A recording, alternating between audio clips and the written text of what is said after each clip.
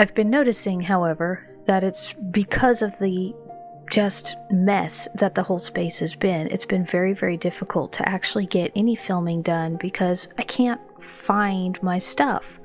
As you could see, or will see later on, my desk is just mounded with stuff. My other table that I have in my room where the kids usually do schoolwork and their computer games and stuff, piled with stuff. Everything's just piles everywhere. And while we don't have necessarily more stuff than we would need, I mean, we don't hoard things, we just have a lot of people living in a small space.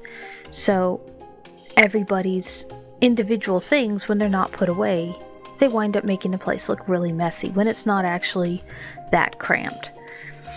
So by taking all of those things that aren't in or that don't belong in my room, such as the kids' toys and stuff, and just immediately dropping them either into a pile or outside of my bedroom for them to take their things later, or when if you go in and you grab a thing, such as starting with making the bed, that's just an easy point to be able to just walk in and say, okay, I'm making the bed. That's one thing. It's super simple and it's out of the way and done.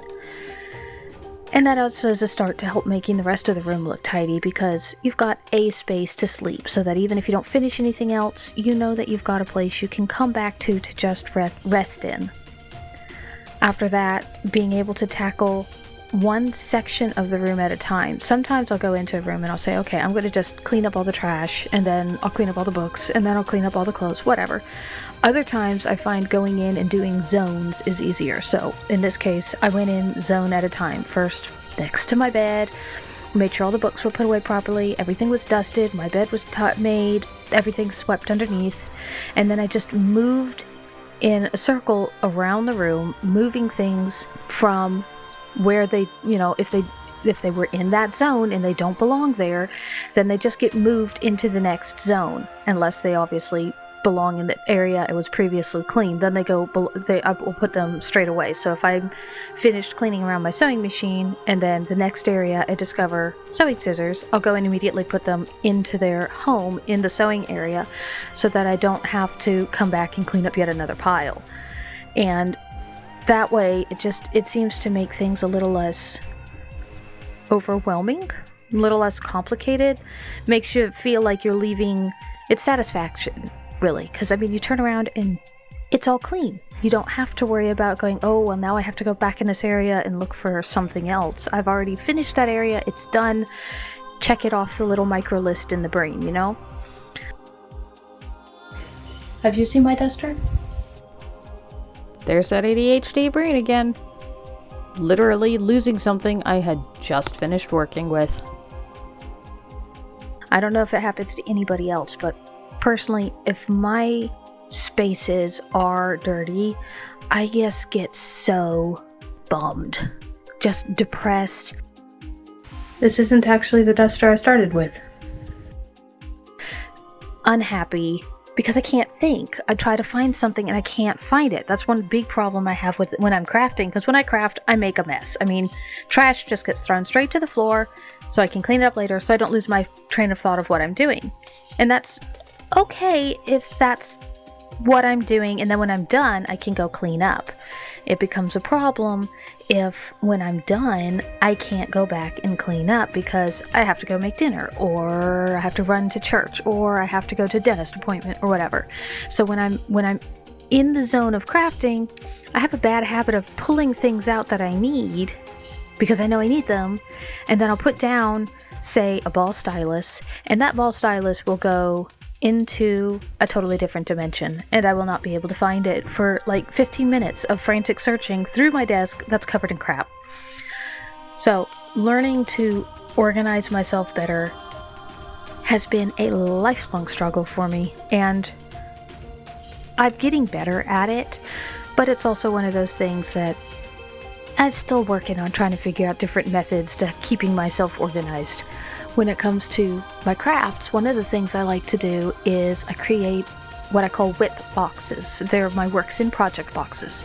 So if I'm going to make a heartbeat doll, say, then I'll take the doll and all the feathers and any components that I would need, and it all goes and lives inside a box with her, obviously excluding any products or project items that I would need for other things, such as my UV resin or glues or things like that, unless it's a really specific kind of glue. Most everything gets separated out, into a different area, so that when I actually get to go and work on that project, all those little things that I need, that I would have to go through 6 different cupboards and 12 different boxes to find, they're already gathered in one spot, so that's less of a stress. And then also, if I'm in the middle of a project and I need to actually get moving on it, or have to stop partway, I can then just take everything and put it back in the box, obviously excluding anything that's drying, because we don't want it all to glue into one giant mass, and then put it away, and the space is clean. So I'm really good at having all these methods that do work. Just remembering to implement them doesn't always work out. So, that's just how life is. That's pretty much all I have to say right now. Just heads up, the rest of the video is a bit long. I couldn't really clip it too much, but if you want to watch it, awesome. If you don't, that's cool too.